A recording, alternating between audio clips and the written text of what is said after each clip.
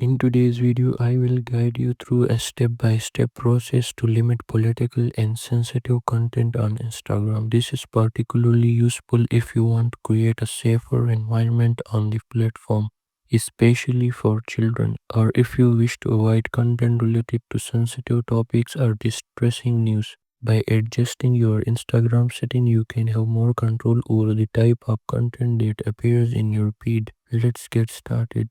Begin by opening the Instagram app on your device. Make sure you are logged into your account. Tap on the three white lines located in the top right corner of your profile screen. This will open the main menu.